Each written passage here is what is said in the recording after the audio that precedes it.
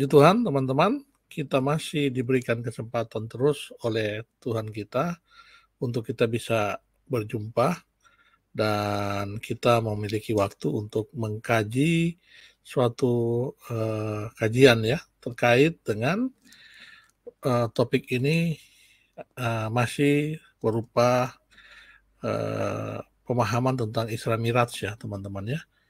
Nah, kenapa saya angkat topik ini? Karena saya melihat ya di dalam YouTube saya itu ada satu video yang mana dikatakan bahwa seorang pendeta terdiam saat dijelaskan Isra Miraj itu masuk akal. Terdiam ini banyak pemikiran ya. Apakah terdiam bahwa dia itu kaget sehingga tidak bisa berkata-kata, ya, bahwa itu masuk akal atau seperti apa ya.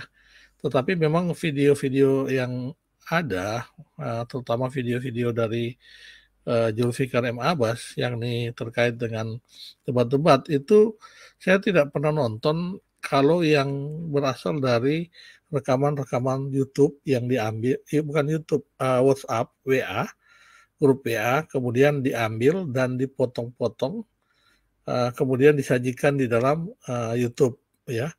Nah itu kurang, pertama ya selain sakit kuping juga dengar yang debat seperti itu, ada musik background-nya di belakang, sudah rekaman jadi WhatsApp, kemudian dibikin musik background. Kemudian yang kedua adalah sudah diedit-edit, jadi nggak seru lagi nonton itu. Jadi yang ditayangkan itu yang bagus-bagus aja, yang sudah diambil yang bagus-bagus dari versi agama sebelah ya teman-teman. Jadi tidak berimbang kalau menonton itu. Jadi saya cuma lihat di thumbnail dari video yang ada, ini pendetanya terdiam katanya. Tetapi intinya itu mereka mencoba memframing kembali bahwa peristiwa adanya Isra Miraj itu adalah peristiwa yang masuk akal. Nah ini kalau zaman sekarang masih menganggap Isra Miraj itu masuk akal, kita pertanyakan akal seperti apa yang kok bisa masuk di akal yang seperti itu gitu ya. Karena lucu saja ya, di mana terang benderang bahwa mengatakan Isra Miraj itu adalah sebuah cerita ya, bukan karena kita tidak percaya adanya mujizat ya. Yang namanya orang beragama itu hal-hal yang bersifat goib itu pasti akan ada ya. Entah Nabi membelah bulan, Nabi melakukan perjalanan Isra Miraj dengan burak ya menuju ke Sidratul Muntaha, dan juga hanya perjalanan semalam menuju ke Baitul Aqsa di Yerusalem dari Mekah. Nah itu kan sebuah mujizat. Dalam beragama itu agama manapun ada ya, mau Kristen, baik itu Protestan, Katolik maupun Islam maupun yang lain, tetap ada konsep-konsep di mana hal-hal yang goib itu ada. Nah, tapi kita bukan bicara mengenai masalah hal yang goib, tetapi bicara masalah dalil yang dijelaskan terang benderang bahwa itu peristiwanya terjadi, bukan merupakan peristiwa yang nyata.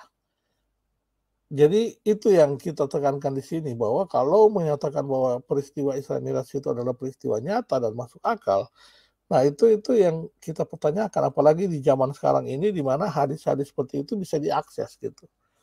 Ya sebelum saya masuk kepada penjelasan hadis yang dijelaskan oleh hadis Bukhari, saya mau jelaskan apa yang pandangan Buya Sakur terhadap Isra Miraj ya. Jadi Isra Miraj pasti masuk di akal. Menurut Buya Sakur ada dua pertanyaan yang saya ambil dari sekian banyak, ada sekitar 5 pernyataan di satu video dari Buya Sakur, video yang ini ya, tapi saya cuma ambil 2-nya aja ya, 2 yang memang jelas memberikan bukti terang benderang ya. Jadi kalau di dalam hukum ada 2 bukti aja sudah dianggap sebagai bukti tersebut sahih ya. Oke. Pertama, Buya Sakur mengatakan seperti ini. Dia mengutip surat Al-Isra. Ya, di surat Al-Isra itu di ayat 1 dia mempertanyakan, menurut dia ini bukan Buya Sakur yang mempertanyakan. khalayak umum yang mempertanyakan ya. Sekali lagi saya katakan ini bukan Buya Syakur. Buya Syakur mau menceritakan ketika kita bicara mengenai Isra Miraj, khalayak umum mempertanyakan hal ini. Ada sekitar 5 disebutkan. Nah, yang pertama apa? Ya, di surat Al-Isra itu dikatakan Maha Suci Allah yang telah memperjalankan hambanya pada suatu malam dari Al-Masjid Haram ke Al-Masjid Aqsa. Ya, yang telah kami berkahi sekelilingnya agar kami perlihatkan kepadanya sebagian dari tanda-tanda kebesaran kami. Sesungguhnya dia adalah Maha mendengar lagi Maha mengetahui. Nah, orang bertanya, di sini ayat ini dikatakan itu hambanya. Siapa hambanya? Ya, tak ada situ tulisan Nabi Muhammad. Bahkan menurut Buya Syakur, pertanyaan-pertanyaan orang itu menjadi lebih seru lagi ketika masuk ke ayat 2 dari surat itu. Ayat 2 itu mengatakan apa? Dan kami berikan kepada Musa. Jadi cerita ini adalah cerita tentang Musa. Ya, itu menurut pertanyaan orang-orang kepada Buya Syakur ya secara umum. Ya, jadi ayat kedua ini menceritakan tentang Nabi Musa. Bukan, tidak ada di dalam surat Al-Isra itu mengatakan itu Nabi Muhammad. Musa itu adalah hamba Allah juga. Semua nabi-nabi itu adalah hamba Allah. Ya, dari mana orang langsung menganggap bahwa hambanya di sini adalah Nabi Muhammad? Sementara di ayat kedua jelas dijelaskan tentang Musa. Apakah surat Al-Isra cuma ayat 1?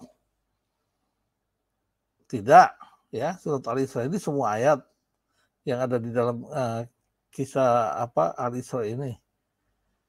Jadi nggak cuma di ayat 1 ya. Nah, ayat 2 itu bicara tentang Musa. Jadi ayat 1 dengan ayat 2 itu kalau menurut Buya Syakur, orang-orang mempertanyakan kaitannya di situ bukanlah Nabi Muhammad, tetapi itu adalah Nabi Musa. Itu yang pertama. Yang kedua,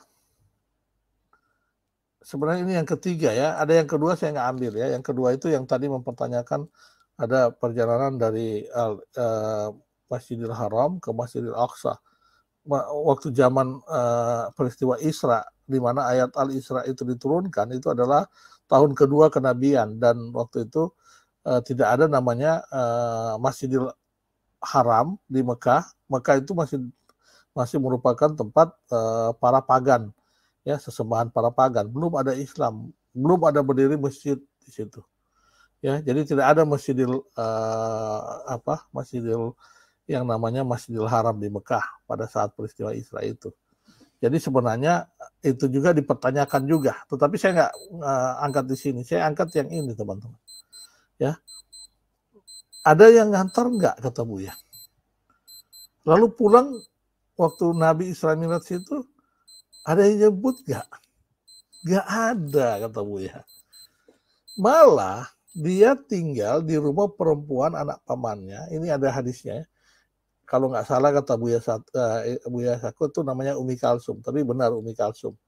Ya, ini selain anak perempuan pamannya, Umi Kalsum juga kita tahu ini adalah mantannya Nabi. Ya, jadi Nabi lagi tidur di rumah mantannya dia. Kemudian Umi Kalsum berkata, nggak ada dia kemana-mana. Dia tidur di rumah saya. Dia tidur di kamar saya di situ, kata Umi Kalsum. Jadi kalau dikatakan bahwa Isra Miraj itu terjadi secara fisik, fisiknya dia ada di sini di tempat tidur saya. Ya, dan dia bercerita setelah itu. Ya, jadi kalau masih mau mempercayai ya sudah, ya, bahwa itu terjadi.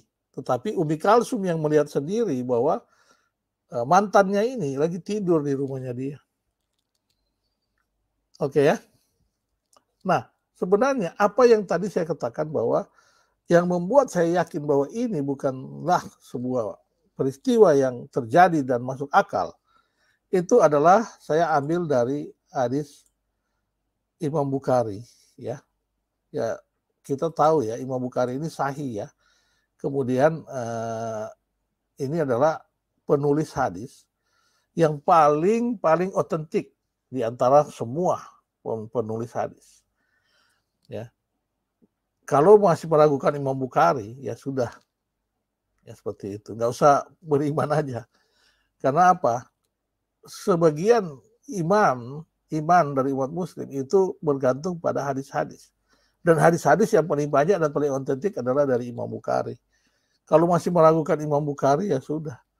Lebih baik tidak beriman gitu. Ya. Apa kata hadis Imam Bukhari ini, teman-teman? Kalau kita lihat di nomor Sahih Bukhari 6963, panjang ceritanya ini. Dari dia masih tidur di Masjidil Haram, kemudian dia dibangunkan oleh para malaikat, malaikat mencuci perutnya dengan membelah, kemudian ambil isi perutnya dicuci, baru dibalikin lagi, onderdilnya ke dalam tubuhnya Nabi Muhammad. Kemudian Nabi pergi, selesai itu dia langsung diberi jemputan burak, dia pergi ke dari Masjidil Haram ke Masjidil Aqsa. Ya, di sana dia ketemu dengan orang-orang, dia lakukan sholat dan sebagainya. Dia ketemu dengan nabi-nabi, ada 300-an ribu nabi, dan Muhammad yang pimpin sholat. Padahal waktu itu belum ada perintah sholat kan, tetapi oke lah. Ya, kemudian setelah itu dia dibawa lagi oleh malaikat Jibril menggunakan burak dari Masjidil Aqsa naik ke langit, ya, langit hingga ke Sidratul Muntaha, ya, melalui 7 lapis langit, bertemu dengan nabi-nabi. Kemudian di puncak langit paling atas itu ada yang namanya Sidratul Muntaha. Nah, disitulah Nabi diperintahkan untuk menerima perintah sholat. Jadi ada negosiasi perintah sholat, ya, karena dia dikomporin oleh Musa. Dia nggak akan mampu, kata Musa, kalau seandainya umatnya itu disuruh sehari 50 kali sholat. Akhirnya diturunkan, sudah kamu bolak-balik gitu ya. Dari langit ke-6, ya, ada sekitar 3 atau 4 kali Nabi bolak-balik melewati langit ke-7, yang mana di situ ada Nabi Ibrahim. Nabi Ibrahim mungkin lagi tidur, dilewati juga. Karena kan Nabi Musa ini di langit ke-6, langit ke-7 dari Ibrahim. Jadi Nabi Musa yang komporin, kamu bakal nggak mampu umatmu. Naik lagi, minta nego lagi ke Allah, dia ikut lagi. Allah kurangin cuma 5, jadi 50, 45. Turun lagi, ya, ke langit ke-6 ketemu Musa. Musa bilang, jangan, kamu nggak bakal mampu, naik lagi. Minta turun, akhirnya dia sudah merasa bahwa cukuplah dengan perintah 5 kali sholat.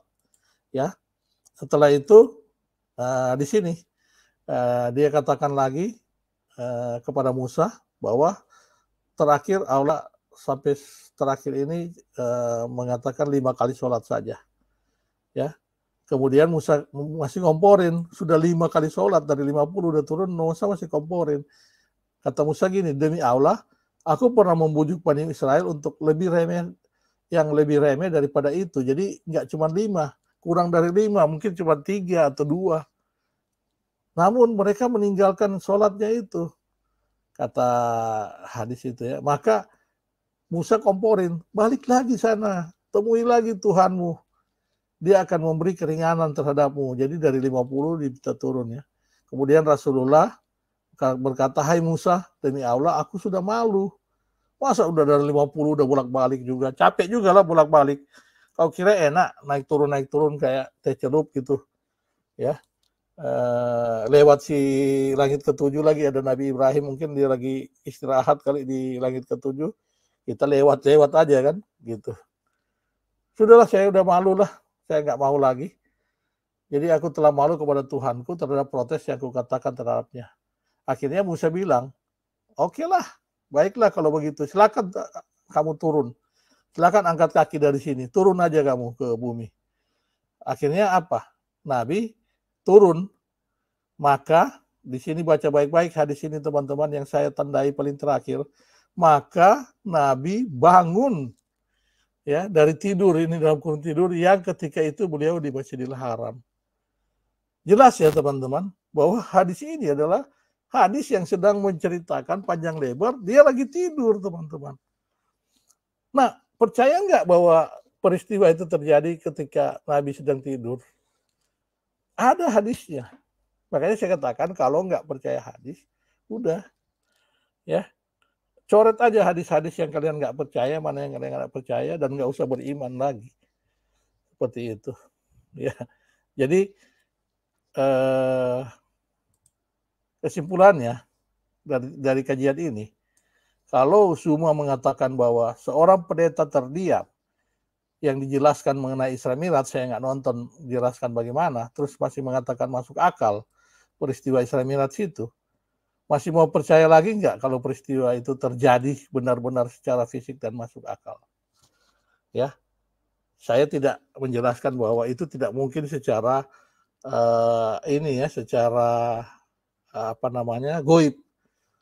Beragama itu hal-hal yang mujizat itu ya itulah bumbu-bumbu orang beragama.